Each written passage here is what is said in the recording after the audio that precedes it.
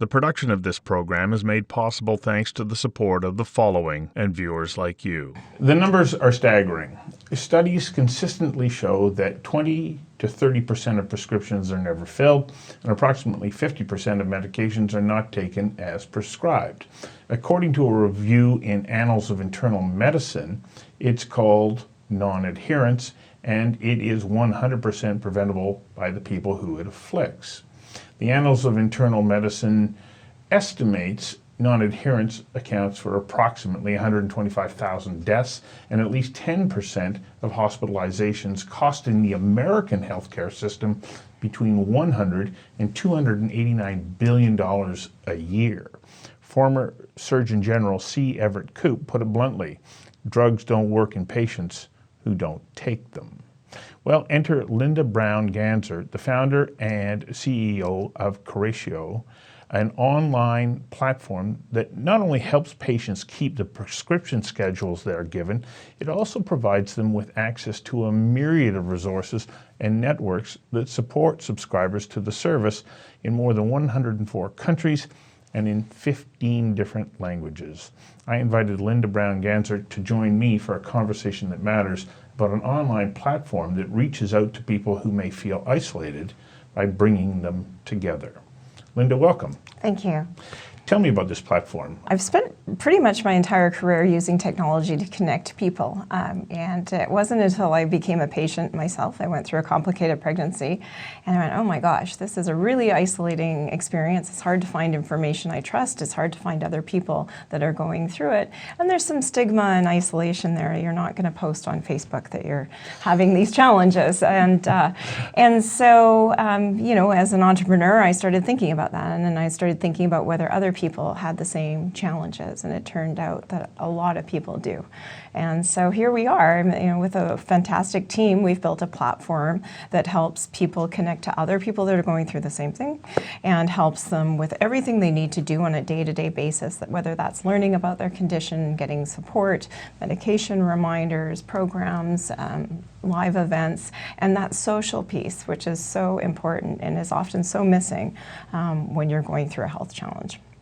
Well, you actually talk about isolation, that you were feeling isolated. How does the platform then put you, who, let's say you're having a challenge with a challenging pregnancy, as you said, how does this platform then put you in touch with somebody who has a similar experience? Well, this is where technology does work really well, and technology certainly shouldn't be used for everything, but in using some AI and machine learning, what we're able to do is look at the user in terms of not only what condition they're challenged with, but who they are, because that's just one aspect of your life, of course. And you know, quite often we tend to look at patients, well, if you have diabetes and you're in the diabetes group, but we don't look more fulsome in terms of, well, that person with diabetes may be an avid gardener, might have a comorbidity, a secondary condition, may have recently been divorced or is raising kids, or has these hobbies, is located in this area. And so we take what we call a one-to-many approach to connecting people that really looks at who they are as a person.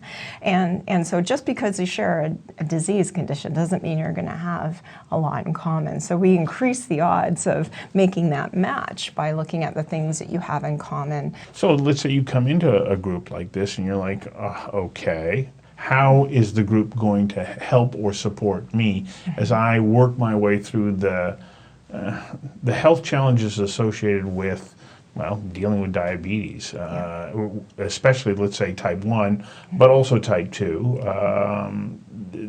It changes people's lives. So how does the app help them start to make those adjustments, both physically, but also emotionally and psychologically? Well, it is different for every person, of course. It is a very personal experience. And so for some people coming into the platform, they find huge comfort from just being with others that understand what they're going through. And whether that's having a chat or being a part of a group or participating in a program. You know, for others, they have jobs that they want support in doing. So jobs like, can you help me remember to take my medication? It might be a very complex medication schedule. It may be an infusion project or a product, or require a needle, an injection for someone who has needle phobia. You know, can I get some support in overcoming that? So it really depends on where that person is. For someone who's newly diagnosed, of course, you just said it, you know, your whole world changes. And so, you know, as this new diagnosis comes into play, like, what do I need to know? What should I be doing? And how can I learn from others that maybe are further along than I am? What do we know about improved health outcomes by people who are connected versus those who are isolated? Yeah, it's so interesting because there are decades of research that shows that when patients, not only patients, but when patients, people, and their families have social support, everyone does better. There's been some interesting studies in looking at parents who have children that are critically ill and how the parents having that social support actually improves the outcome of the child as well.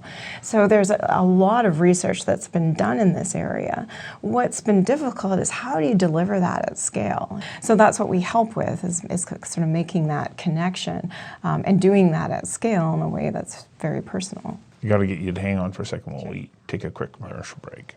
We'll be right back. The production of this program is made possible thanks to the support of the following and viewers like you. So it's not just for the patient, but it's also for their support group as well, their family and their support group. The support group can be involved and connect with others who are also in that similar situation where they're supporting somebody with a condition. And I can imagine that when it comes to people who have a partner or a parent dealing with dementia or Alzheimer's, this becomes fundamentally important. It really does. And, you know, this caregiver tsunami that we hear about a lot is well in play. And so that caregiver experience, not only do they feel isolated and wanting to, you know, share that experience with others, but quite often the caregiver's health outcomes can suffer. And so it's important to look at, you know, that holistic sort of circle of support for everyone and try and get everyone the best outcomes. So I have a tendency, of course, because of my stage in life, to think, well, this is for adults. But what about children who might be dealing with an affliction? Does this network extend to them? Yes. Well, in the near future, yes. We just finished a really interesting project with Dr. Alyssa Antle at SFU and her team around children's experiences during COVID and what a child version of our platform would ideally look like and feel like, what it would do. So we've got some really interesting research findings from her team that we are considering in terms of rolling that out for kids. We have also done some work in young adult survivors of cancer, and so they often fall through the cracks in graduating out of a pediatric care model into an adult one, but they might be 18 or 19, and you know they're sort of grouped in with other people that have mortgages and 2 kids, and that's not where they're at in life. So we've also found that demographic really valuing from that connection where they're connecting with other peers that have been through the same thing. And of course, you know, especially for adult survivors or young adult survivors of cancer, you know, there's a whole, you know, quite often whole period of high school that they've missed. And so they feel very isolated and disconnected from their peer groups.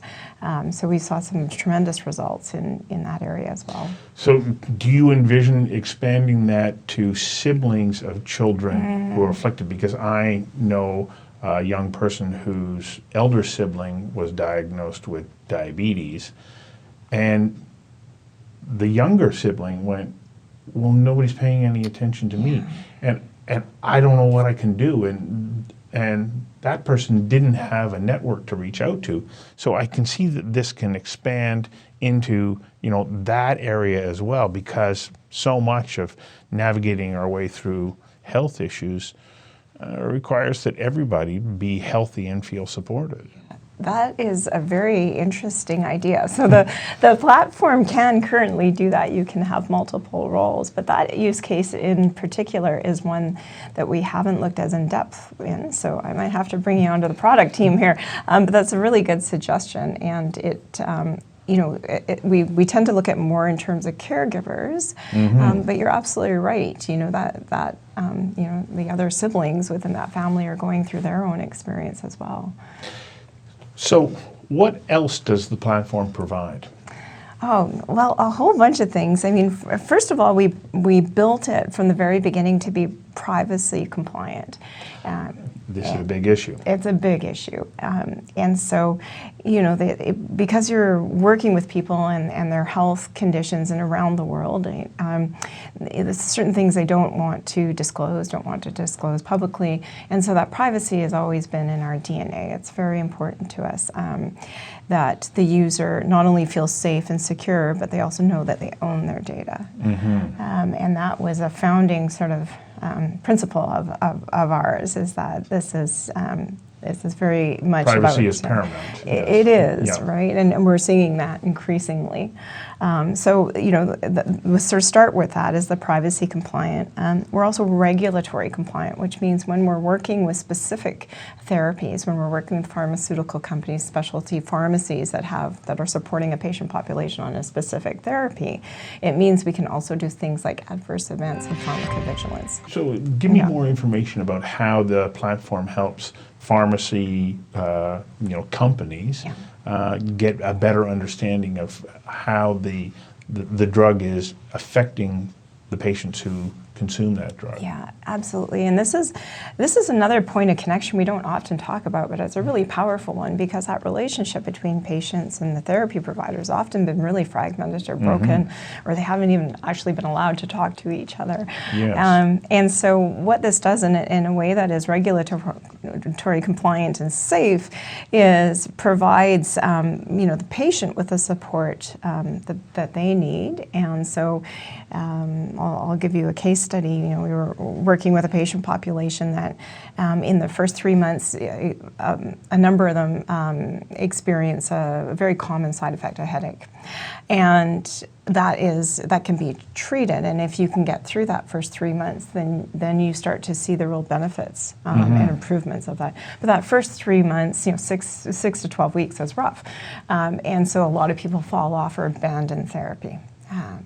Right, and so they'll never reap the benefits. And so, we really leaned in terms of developing, content and programs and support and tools and a dashboard that would help them see, their progress towards that, and had just fantastic results in terms of people not only staying on therapy, but obviously benefiting from the therapy, which is, what you said earlier is, right. 100% of patients aren't going to benefit from the therapy if 100% of the patients aren't taking it properly. So, or they don't complete the entire prescription. There's a big drop off at a certain point when patients will say, I think I feel fine now. Yeah. But they don't complete the course. Yes. And this can create challenges as well. So does the platform help them get over that?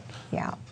Yeah, exactly. It's we often say it's like having your running buddy, show up at your door, right? And you're much more likely to go out for a run or walk. And if nothing else, you're going to have that social point of connection. You're going to have a chat or come in for a coffee or something. So it's using technology to deliver that same thing, where someone say, "Oh, I'm having a really tough day. I don't know if this is working, or I don't know what I'm supposed to do next." And you can see the community lean in and say, "I felt the same way," and here's some tips and what helped me, or we deliver, a content piece that's particular to that moment. So a couple of years ago, I was up in Caslow doing some work with the community pharmacy paramedicine, community paramedics group, part of the BC Ambulance Service. And they created this fantastic service where patients were being monitored from the ambulance station, because they had blood pressure cuffs, and they would do a variety of things, and they type it all in, and they were being monitored. Well, this one woman that we were profiling, we go out with the paramedics to just pay a visit, and the paramedics told me something really interesting afterwards. They said, because of this program, we realized this patient wasn't taking their medication. And we said, why aren't you taking your medication? And she said, well, I can't afford it. I either eat or I don't get the medication. But what was fascinating is they didn't say, well, you have to take the medication and not care. They said, well, let's see whether or not we can advocate for you or we can go to work for you. And they found a program that paid for the medication and that she was able to eat. Is your platform able to provide that kind of support to patients who find themselves in that situation where, well, I don't know how to tap into programs or resources or whatever to be able to get the prescription? Definitely, and it's interesting. There are what's called patient support programs that are set up, so that using the example that can help people not only on board but access therapy in an affordable way. It's something like 10 to 15% of those programs are utilized. So there's like 90% of people that don't know about those programs or aren't utilizing them or don't know how to navigate them. Because they're complex, they're challenging, and if you're also dealing with that particular health challenge at the same time, you're like, it's too much. Oh, exactly. Yeah. I mean, you're overwhelmed with everything you have to figure out. So, yeah, absolutely helping to navigate, curate the information. We try very much we've got a whole team of amazing writers that really are using plain language and sort of step by step, this is what you need to do. The community managers help with that in-community navigation as well, in terms of, much like the paramedics, like, okay, well, there's this program, there's this, and helping people navigate, because it is, not only are you not feeling well, but you have to now get a PhD in this condition immediately, right? It's a lot to deal with. You got to get you to hang on for a second while we take a quick commercial break. We'll be right back. The production of this program is made possible thanks to the support of the following and viewers like you. So you started this in British Columbia, and in my introduction I went, you're in 104 countries. What happened? How did it just manage to take off like this? Well, our mission statement is no patient alone, and so I think it really does start from there, and this amazing team that has circled around that mission. And so this is a really big global problem, and as we see continued rise of chronic conditions, that we've seen continued gaps between the economic divide. We see geographic divides in terms of what patients can access in one country versus another. You start to see this swell of people that are connecting, especially in, you can imagine something like a rare disease where I don't know anybody else, with this condition. Bringing that, that it may only be bringing two people together, but the power of that, two-person connection is pretty huge. So, as we see globally, technology scales, technology diversifies, technology also levels the playing field, right? So that everybody's got a mobile phone, and the majority of the world has a mobile phone in their hand. For the majority of the world, that is their computer, right? Is their mobile phone. And so, you can access people and provide them with support in countries around the world, and that's really how it's grown, is just making one by one, making those connections. So I'm wondering, and I don't know whether or not you're moving in this direction. So I am of Scottish heritage, which means I'm a ginger by genetics, which is a gene mutation, and I then think, okay, well, can I find out what, potential challenges I might face? Am I able to connect with people who might be distant relatives that I don't even know about, who could say, well, this happened to me, and here were resources? Like, is this a part of what this overall community is about? Yeah, it's such an interesting area. So, in the entire genomics area, of course, and then there's the pharmacogenomics, which is based on your makeup, which therapies are going to work best for you. Right. We're doing a really interesting project right now with Molecular U, which is a BC company and does genomic testing, and we're doing a project together around long COVID. And this is another group that has felt very isolated and is, trying to figure out, they have varying symptoms, of course, of long COVID. And so by matching, some of the genomic background to what their social experience is and building really a collaborative environment for research, we're hoping to advance and leapfrog the understanding of long COVID. So that's an example of how those pieces can start to come together in a really powerful way. Mm-hmm. So what does it take to get started? Somebody says, okay, Lynda, I'm interested, but what do I need to bring when I first log on so that I can get the best out of the platform? Mm-hmm. Well, a majority of the work we're doing is actually white labeled, so it's getting bundled with the therapy. So as you start that therapy, we're right there. Oh, so they won't necessarily even see that it's you. Yep. Oh, yeah, okay. Yeah, we're the engine, sort of the social engine behind a lot of it. There is Stronger Together, which anyone can download in the App Store, and you're welcome to, both for iOS and Android. And that's a simple app download. So just like anything else, you download it, you meet Mary, our AI agent. She helps you onboard, and away you go.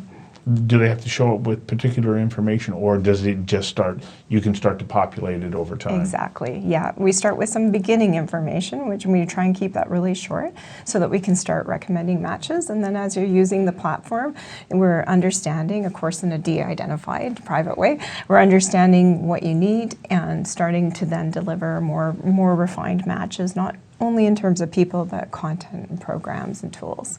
So one thing that a viewer may be asking is, does it cost anything? It doesn't. It doesn't cost anything? It doesn't cost anything.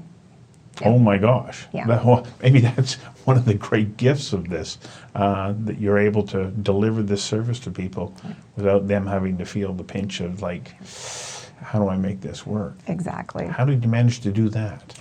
Well, it goes back to no patient alone, right? And, it was looking at, listen, people have so much to deal with. You get that diagnosis. You don't need to add on to the burden of dealing with that. And so in white labeling the platform, we work with customers that are essentially sponsoring that for the patient communities. Well, that's fantastic. Thank you so much for coming in and giving us a glimpse into the platform, where it's at now and where it's going. Congratulations. Oh, thank you so much. Thanks for having us and for your interest as well. My pleasure.